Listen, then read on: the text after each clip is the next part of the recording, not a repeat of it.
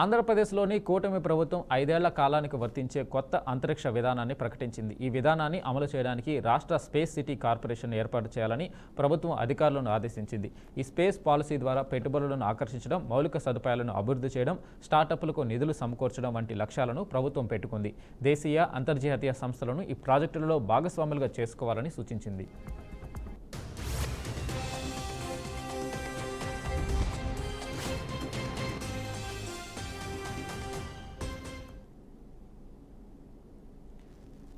Space city corporation అంతరిక్ష ప్రాజెక్టుల అమలుకు సహాయం చేస్తుందని ప్రభుత్వం స్పష్టం చేసింది. ఈ స్పేస్ సిటీలు సత్యసాయి మరియు తిరుపతి జిల్లాల్లో ఏర్పాటు చేయబడతాయని తెలిపింది. భూ కేటాయింపులు, దరఖాస్తుల పరిశీలన వంటి ప్రక్రియలు ఒక కమిటీ ద్వారా అనుమతులు పొందుతాయని ప్రభుత్వం వెల్లడించింది.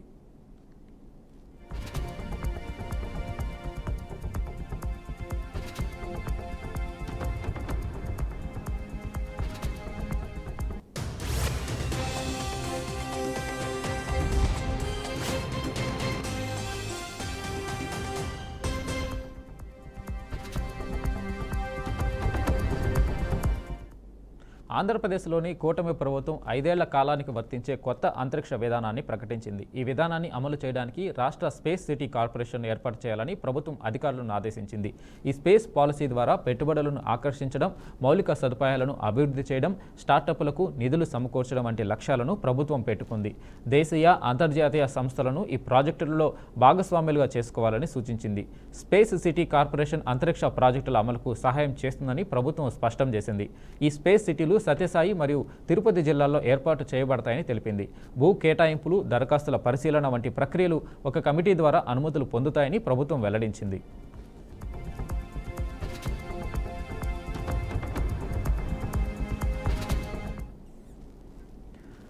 మహబూబాబాద్ జిల్లాలోని బీఆర్ఎస్ పార్టీ కార్యాలయంలో నిర్వహించిన సమావేశంలో పార్టీ సీనియర్ నేతలు కాంగ్రెస్ ప్రభుత్వంపై తీవ్ర స్థాయిలో విరుచుకుపడ్డారు. మాజీ మంత్రి సత్యవతి రాథోడ్, మాజీ ఎంపీ కవిత కాంగ్రెస్ పార్టీ బీసీలను మోసం చేస్తుందని ఆరోపించారు. బీసీ రిజర్వేషన్ల బిల్లు రాష్ట్రపతి వద్ద పెండింగ్లో ఉన్న పరిస్థితుల్లో కాంగ్రెస్ తీసుకురానున్న ఆర్డినెన్స్ను గవర్నర్ ఆమోదిస్తారా అనే అనుమానాన్ని బీఆర్ఎస్ నేతలు వ్యక్తం చేశారు. ఆర్డినెన్స్ పేరుతో మరోసారి బీసీలను మోసం చేయాలనే కుట్ర కాంగ్రెస్ పార్టీ చేస్తుందని వారు విమర్శించారు. సీఎం రేవంత్ బీసీ రిజర్వేషన్లపై నిజమైన చిత్తశుద్ధి చూపించాలని అన్నారు. ప్రధాని, రాష్ట్రపతిని కలిసి బీసీ రిజర్వేషన్ల బిల్లును 9వ షెడ్యూల్లో చేర్చేలా చర్యలు తీసుకోవాలని కవిత డిమాండ్ చేశారు. తీర్మానం చేసి 42% రిజర్వేషన్ పెంచుకుంటూ అసెంబ్లీ క్యాబినెట్ లో తీర్మానం చేసి అసెంబ్లీకి తీసుకొచ్చారు. అసెంబ్లీ తీర్మానాన్ని రాష్ట్రపతి మాకు వెసులుబాటు ఇవ్వండి 42% పెంచుకోవడానికి అని చెప్పి పంపించడం జరిగింది. రాష్ట్రపతి దగ్గర మరి పెండింగ్ లో ఉన్న అంశాన్ని తిరిగి కేబినెట్ లో చర్చించి గవర్నర్ దగ్గర పెట్టడంలో అర్థం ఏంటి అని చెప్పి మేము ప్రశ్నిస్తా ఉన్నాం. మాకున్న అనుమానం అది. రాష్ట్రపతి పెద్ద, గవర్నర్ పెద్ద. రాష్ట్రపతి దగ్గర పెండింగ్ లో ఉన్న అంశాన్ని గవర్నర్ దగ్గర ఏ విధంగా ఆర్డినెన్స్ తీసుకొస్తారు?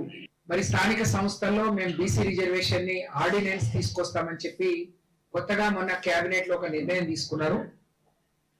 కొంతమంది బీసీ సంఘాలు మరి కాంగ్రెస్ పార్టీతో కలిసి సమరాలు చేసుకుంటున్నాయి. కానీ చాలా మందికి అనుమానాలు ఉన్నాయి. మాకు కూడా ఉన్న అనుమానాలని నివృత్తి చేయాలని చెప్పి డిమాండ్ చేస్తూ మాత్రమే ఈ రోజు ఈ పత్రికా సమావేశం నిర్వహించడం జరిగింది. 42% మీరు ఎన్నికల్లో హామీ ఇచ్చిండ్రు. దాన్ని పూర్తి చేయకుండా 42% రిజర్వేషన్ ఇవ్వకుండా మీరు ఎన్నికలకు పోలేరు. అది ఇచ్చిన తర్వాత మాత్రమే స్థానిక సంస్థల ఎన్నికలకు రావాలన్నాం. మరి గ్రామీణ ప్రాంతాల నుంచి, క్యాడర్ నుంచి, ప్రజల నుంచి వస్తున్న వ్యతిరేకతను, ఒత్తిడిని తట్టుకోలేని పరిస్థితిలో అసెంబ్లీలో 4 దశాబ్దాల సుదీర్ఘ సినీ కెరీర్ ముగిసింది. తెలుగు సినీ చరిత్రలో ఓ సువర్ణాధ్యాయానికి తెరపడింది. వందలాది సినిమాల్లో డిఫరెంట్ గెటప్లు వేసిన కోట శ్రీనివాసరావు సెలవు తీసుకున్నారు. ఆయన అంత్యక్రియలు ముగిశాయి.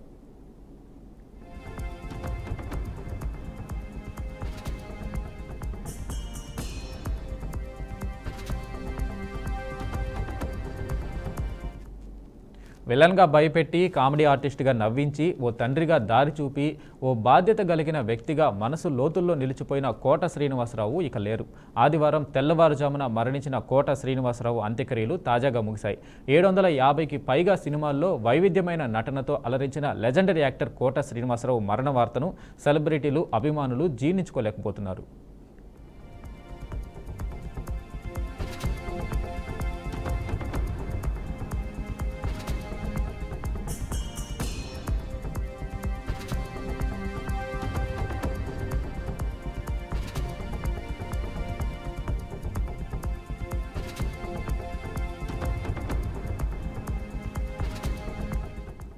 ఎనభై 83 ఏళ్ల వయసులో అనారోగ్యంతో కన్నుమూశారు కోట శ్రీనివాసరావు. ఈరోజు ఉదయం తెల్లవారుజామున 4 గంటలకు ఫిల్మ్ నగర్లోని తన నివాసంలో కోట మరణించారు. సాయంత్రం సుమారు 4:30 కోట శ్రీనివాసరావు అంత్యక్రియలు ముగిశాయి. ఫిల్మ్ నగర్ నుంచి మహాప్రస్థానం వరకు అంతిమ యాత్ర నిర్వహించారు. అనంతరం పెద్ద మనవడు శ్రీనివాస్ చేతుల మీదుగా అంత్యక్రియలు నిర్వహించారు. కోట శ్రీనివాసరావు ఏకైక కుమారుడు కోట ప్రసాద్ 2010లో రోడ్డు ప్రమాదంలో మరణించారు.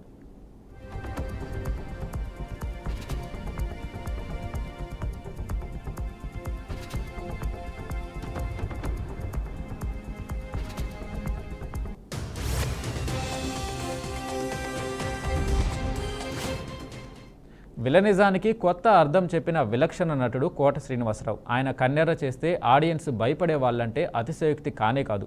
1942లో కృష్ణా జిల్లా కంకిపాడులో జన్మించారు కోట శ్రీనివాసరావు. 1978లో ప్రాణం ఖరీదు సినిమాతో తెరంగేట్రం చేశారు. 4 దశాబ్దాల సుదీర్ఘ సినీ ప్రస్థానంలో ఎన్నో మరుపురాని క్యారెక్టర్లు ప్లే చేశారు. 750కి పైగా సినిమాల్లో నటించారు. 9 నంది అవార్డులు గెలుచుకున్నారు.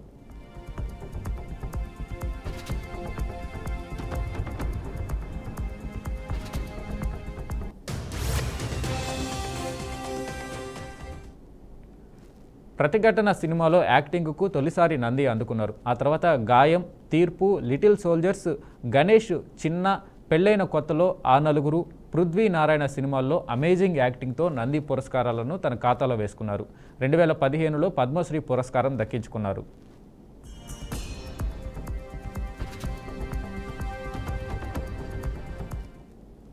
అహనా పెళ్ళంట సినిమాలో పిసినారిగా, గణేష్ మూవీలో పవర్ఫుల్ విలన్గా, సంతోషం సినిమాలో నవ్వించే బాస్గా ఇలా విభిన్నమైన పాత్రలు పోషించారు కోట శ్రీనివాసరావు. కన్నుమూసిన కోట శ్రీనివాసరావును చివరిసారిగా ఓ మూవీలో చూసే అవకాశం ఉంది.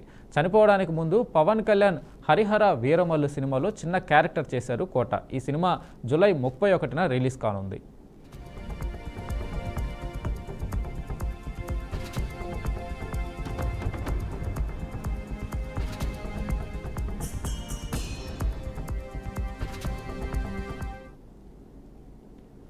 సీఎం రేవంత్ రెడ్డి మోర్కప్పు పాలనలో ప్రజలు విసిగిపోతున్నారని మాజీ మంత్రి జగదీశ్వర్ రెడ్డి విమర్శించారు. తెలంగాణ ప్రాంతాన్ని కేసీఆర్ సుభిక్షంగా ఉంచితే ఇప్పుడున్న సీఎం రేవంత్ రెడ్డి అప్పుల పాలు చేస్తున్నాడని మండిపడ్డారు. కాంగ్రెస్ సర్కారు రైతాంగానికి కావాలనే నీళ్లు అందించడం లేదని ఆరోపించారు. రైతాంగానికి సాగునీరు అందించేందుకు కాళేశ్వరం జోన్ పరిధిలో ప్రాజెక్టులు ఉన్నాయని తెలిపారు. కమిషన్లు, కంపు మాటలతో కాలం గడిపిస్తున్నారని ఆగ్రహం వ్యక్తం చేశారు.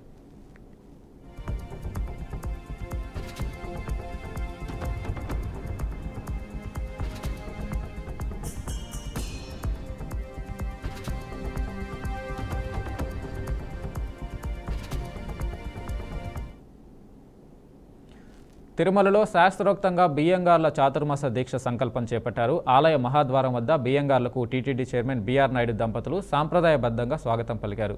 శ్రీవారిని దర్శించుకుని చాతుర్మాస దీక్ష సంకల్పం స్వీకరించారు. శ్రీ పెద్ద జయంగారికి మేల్చాటు వస్త్రాన్ని, శ్రీ చిన్న జయంగారికి ఉల్చాటు వస్త్రాన్ని బహుకరించారు.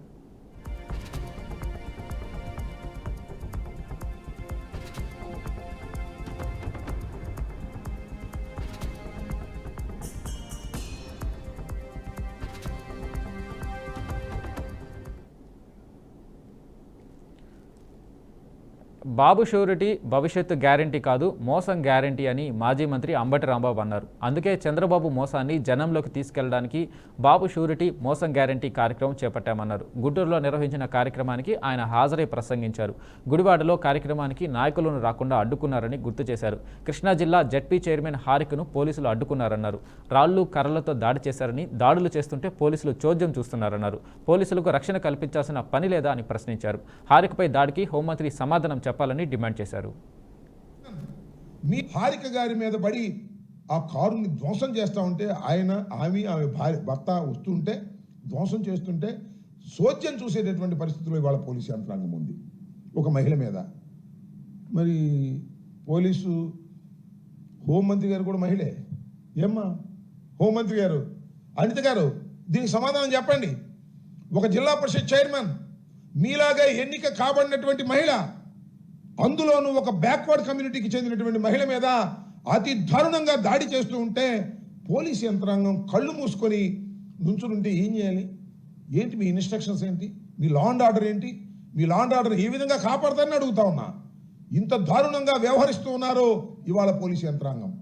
సంవత్సరం అయింది, దాడుల మీద దాడులు, ఇంకా దాడులు ఆగల. ఎక్కడేదైనా మా కార్యక్రమం జరుగుతుంటే దాన్ని చిన్నాభిన్నం చేయాలనేటువంటి ప్రయత్నం చేస్తున్నారు. ప్రజల్లో నిరసన వస్తుంటే ఆ నిరసనని అణిచివేయాలని ప్రయత్నం చేస్తున్నారు. ఎవరు అణిచివేయాలని? పోలీసు యంత్రాంగాన్ని అడ్డం పెట్టుకొని, కాకీలను అడ్డం పెట్టుకొని, లాఠీలను అడ్డం పెట్టుకొని మీరు అణిచివేయాలని ప్రయత్నం చేస్తే ఇది ప్రజాస్వామ్యంలో తగునా అని అడుగుతా ఉన్నా. ఇవాళ మళ్ళా పెడల్లో ఉంది కృష్ణా జిల్లాలో, సేమ్ బాబు షూరిటీ మోసం గ్యారంటీ కార్యక్రమం పెడంలో జరుగుతూ ఉంది.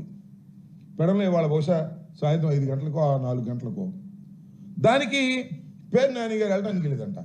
జిల్లా ప్రెసిడెంట్ పోలీసులు వచ్చి కూర్చున్నారు ఇందాక. ఆయన ఇంటి చుట్టూరా.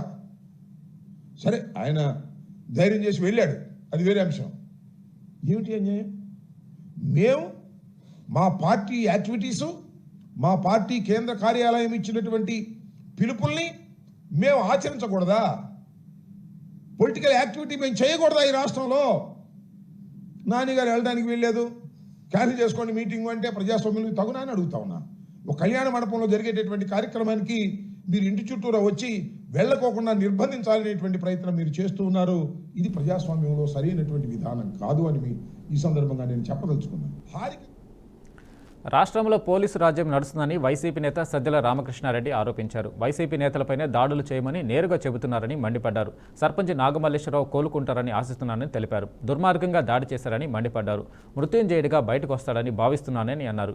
ఇది రాజకీయపరమైన హత్యాయత్నమని ఆరోపించారు. టీడీపీ వాళ్లకు సంబంధించినంత వరకు వాళ్ళు అటాక్ చేసినా చేయాలనుకున్న పూర్తి ప్రొటెక్షన్ పోలీసులు చేస్తున్నారు.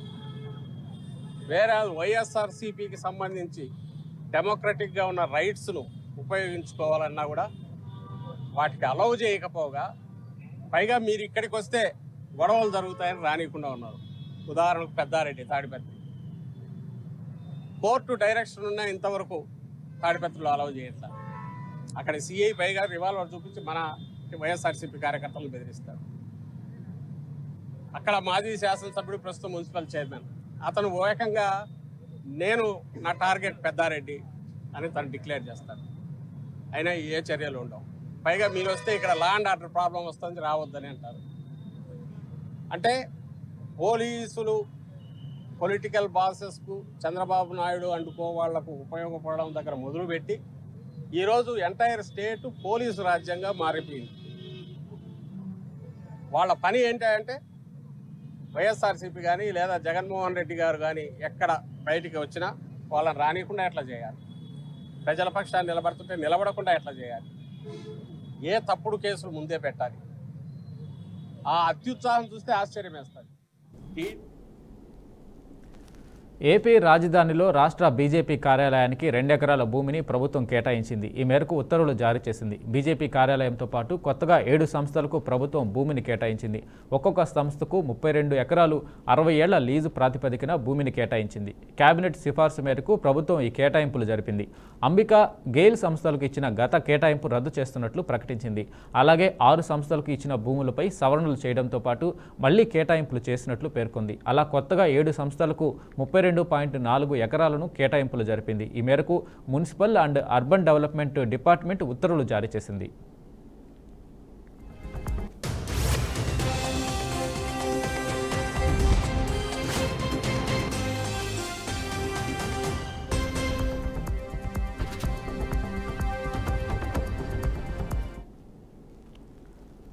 మాజీ మంత్రి పేర్ని నానికి పోలీసులు నోటీసులు జారీ చేశారు. పెడనకు వెళ్లేందుకు అనుమతి లేదని పేర్కొన్నారు. పెడనలో బాబు షూరిటీ మోసం గ్యారంటీ కార్యక్రమానికి వెళ్లేందుకు పేర్ని నాని యత్నిస్తున్నారు. ఈ నేపథ్యంలో అనుమతులు లేవంటూ ఆయనకు నోటీసులు చేశారు. కాగా గుడివాడలో వైసీపీ నేతలు శనివారం బాబు షూరిటీ మోసం గ్యారంటీ కార్యక్రమం నిర్వహించారు. కొడాలి నానికి చెందిన కే కన్వెన్షన్లో ఈ కార్యక్రమం నిర్వహించారు. అయితే అదే సమయంలో ఎమ్మెల్యే వెనిగళ్ల రాము ఆధ్వర్యంలో సుపరిపాలనలో తొలి అడుగు కార్యక్రమం నిర్వహించారు. ఇందులో భాగంగా టీడీపీ శ్రేణులు నాగవరప్పాడు జంక్షన్ వద్దకు భారీగా చేరుకున్నారు.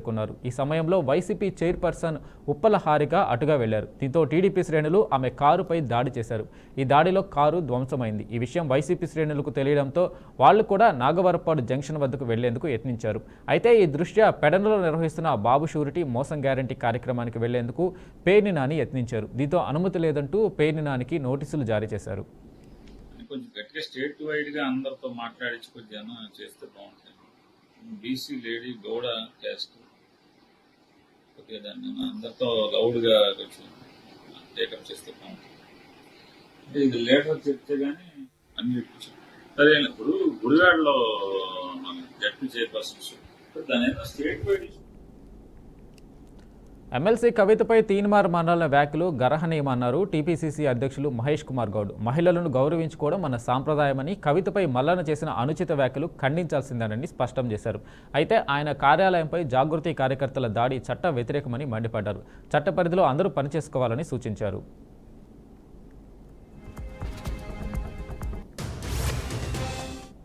క్యూన్యూస్ ఆఫీస్పై దాడి, గన్మెన్ కాల్పులు జరిపిన అంశాలపై వచ్చిన ఫిర్యాదులపై చట్ట పరిధిలో విచారణ జరుగుతుందని స్పష్టం చేశారు. బీసీ బిల్లు, రిజర్వేషన్లు అన్నీ కాంగ్రెస్ కృషి ఫలితమేనని మహేష్ కుమార్ గౌడ్ మరోసారి పునరుద్ఘాటించారు. బీసీ రిజర్వేషన్ల అంశంలో ఇతరులు లబ్ధి పొందాలని చూడడం సమంజసం కాదని హితవు పలికారు.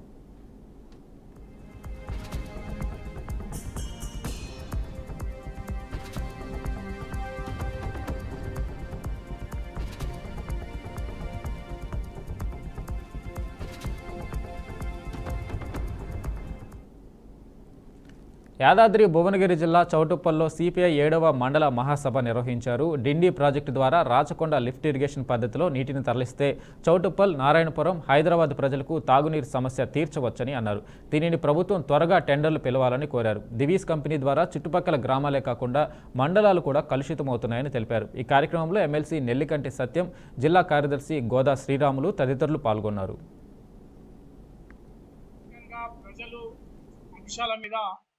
చర్చించి భవిష్యత్తు ఉద్యమాలకు నాంది పలికే విధంగా మా సభలు రాష్ట్ర వ్యాప్తంగా చాలా ఉత్సాహపూరిత వాతావరణంలో కొనసాగుతూ ఉన్నాయి. ఫ్లోరైడ్ పీడిత ప్రాంతం, ఈ ప్రాంతం అంతా కూడా సాగునీరు లేదు. 1000 అడుగులు వేస్తేనే నీరు దొరికేటువంటి ప్రాంతం. ముఖ్యంగా ఇటువంటి ప్రాంతానికి మరి సాగునీరు కావాలని, డిండి ఎత్తిపోతల పథకం అమలు కావాలని సంవత్సరాల తరబడి, దశాబ్దాల తరబడి ఈ ప్రాంతంలో కమ్యూనిస్టు పార్టీ, ప్రజలు పెద్ద ఎత్తున ఉద్యమిస్తా ఉంది. సాగునీరు వస్తే డిండి ఎత్తిపోతల పథకం, శివనగూడెం ప్రాజెక్టు ద్వారా దాదాపు లక్షలాది ఎకరాలు పచ్చడి పొలాలుగా మారే అవకాశం ఉంది. అదేవిధంగా సంస్థ నారాయణపురంలో రాచకొండ రిజర్వాయర్ ఏర్పాటు చేస్తే శివనగూడెంకి వచ్చే రిజర్వాయర్ ఒక 12 టీఎంసీల రిజర్వాయర్ నిర్మిస్తే ఇటు నారాయణపురం, చౌటుప్పలకు కూడా పెద్ద ఎత్తున తాగునీరు సమస్య పరిష్కారం అయ్యేటువంటి అవకాశం ఉంది. అవసరం హైదరాబాద్ కూడా దగ్గర ఉంది కనుక రేపు భవిష్యత్తులో హైదరాబాద్ కూడా. కూటమి ప్రభుత్వం వచ్చిన నాటి నుండి రాష్ట్రంలో మహిళలకు కనీస భద్రత కరువైందని మండిపడ్డారు మాజీ ఎమ్మెల్యే కాసు మహేష్ రెడ్డి. ఎక్కడ చూసినా దాడులు, అత్యాచారాలు జరుగుతున్నాయని ఆరోపించారు. ఆఖరికి కృష్ణా జిల్లా పరిషత్ చైర్మన్ హారికను పట్టపగలు నడి రోడ్డు మీద హత్య చేసేందుకు టీడీపీ గూండాలు కుట్ర పన్నారని పేర్కొన్నారు. ఇంతకన్నా దారుణం ఏముంది అంటూ తీవ్రస్థాయిలో నిప్పులు చెరిగారు. చంద్రబాబు నాయుడు గారి నాయకత్వంలో కూటమి ప్రభుత్వం ఏర్పడి నుంచి ఆంధ్ర రాష్ట్రంలో ఆడవారిపై దాడులు ఎంత విపరీతంగా పెరిగిపోయినాయో ఈరోజు ఆంధ్ర రాష్ట్ర ప్రజలే చూస్తున్నారు. కుప్పంలో ఒక ఆడపడుచు శిరీషాని చెట్టుకు కట్టేసి స్వయానా తెలుగుదేశం నాయకులు కొడితేనే దిక్కులేదు.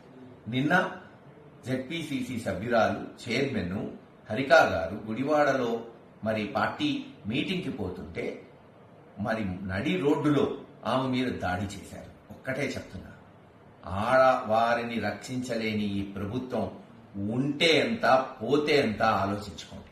ఒక ఫ్రాక్షన్ నడిచినట్టు నడుస్తుంది ఈరోజు రాష్ట్రంలో రాజకీయం.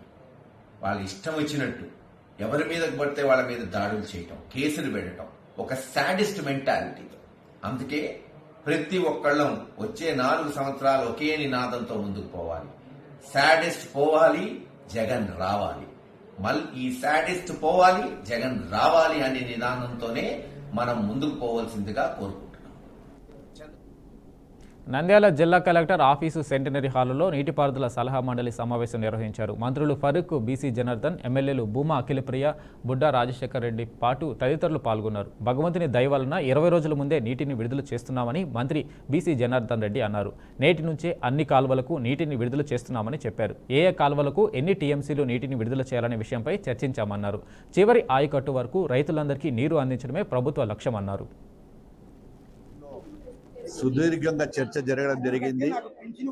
ఏదైతే ఈ సీజన్కి ఇవ్వవలసినటువంటి వాటర్ ఏ విధంగా తీసుకోవాలి, కేసీ కెనాల్కి అయితేనేమి, ఎస్ఆర్బీసీకి అయితేనేమి, మిగతా తెలుగంగ ప్రాజెక్టు ద్వారా అయితేనేమి, ఏ టీమ్స్లు ఎక్కడెక్కడ నీరు వదలాలనేటువంటి సుదీర్ఘమైనటువంటి చర్చ జరిగింది. గౌరవ ముఖ్యమంత్రి గారి ఆదేశాల మేరకు, అదే విధంగా ఈ రోజు రైతుల సూచనల మేరకు ఈ రోజు రాత్రి మిడ్ నైట్ నుంచే SRBC, KC canal, Telugu Ganga మిగిలినటువంటి ప్రాజెక్టులకన్నిటిని కూడా నీటిని విడుదల చేయడం జరుగుతూ ఉంది. ఇక్కడ మేము రైతు సోదరుల అందరికీ కూడా కోరేది ఏమంటే, మనకున్న నీటిని వృధా చేయకుండా ఏవైతే మనము మళ్ళీ ఖరీఫ్ ఒక సీజన్ కాకుండా నెక్స్ట్ సీజన్ కూడా అవసరమేదా ఉండేటట్టుగా అందరూ కూడా ఆ యొక్క అవసరమైనటువంటి పంటలే వేయమని కూడా రిక్వెస్ట్ చేస్తా ఉన్నాం. ప్రతి ఒక్కరు కూడా వరి సాగు చేయడం వల్ల కానీ ఇంకోటి వల్ల కానీ కూడా రేపు భవిష్యత్తులో సమస్యలు వస్తున్నాయి. కాబట్టి సీజనల్ పంటలు వేసుకోవాలని కూడా కోరుకుంటా ఉన్నాం. ఖచ్చితంగా ఇది తెలుగుదేశం ప్రభుత్వం, రైతుల ప్రభుత్వం. ముఖ్యంగా భగవంతుడి దయ వలన కూడా ముందుగానే ఈ రోజు 20 రోజుల ముందుగానే మళ్ళీ నీరు కూడా విడుదల చేస్తా ఉన్నాం. గత 15 సంవత్సరాల నుంచి కూడా ఎప్పుడు కూడా జరగలేదు ఈ విధంగా. ఈ రోజు ఐఏబీ మీటింగ్ లో ముఖ్యంగా వాటర్ యూజర్ అసోసియేషన్ సభ్యులు కొత్తగా వచ్చిన తర్వాత వాళ్ళ పర్యవేక్షణలోనే ఇవన్నీ కూడా జరుగుతాయి. కాబట్టి ప్రతి ఒక్కరికి న్యాయం జరిగే ప్రతి ఒక్క ఆఖరి ఏదైతే ఉందో ప్రాంతంలో ఉండేటువంటి అందరికీ కూడా నీళ్లు అందే విధంగా చర్యలు తీసుకుంటామని చెప్పి తెలియదు. కేరళ సీఎం పినరయి విజయన్ నివాసం క్లిఫ్ హౌస్కు నేడు బాంబు బెదిరింపులు వచ్చాయి. ఆయన నివాసాన్ని బాంబులతో పేల్చేస్తామని తంపునూరు పోలీస్ స్టేషన్కు గుర్తు తెలియని వ్యక్తులు ఈమెయిల్ పంపారు. దీంతో అప్రమత్తమైన సీఎంఓ అధికారులు, పోలీసులు డాగ్ స్క్వాడ్, బాంబు స్క్వాడ్ బృందాలతో కలిసి క్షుణ్ణంగా తనిఖీలు చేపట్టారు. దాదాపు 4 గంటల తనిఖీల అనంతరం ఎలాంటి పేలుడు పదార్థాలు లేవని నిర్ధారించుకున్నారు.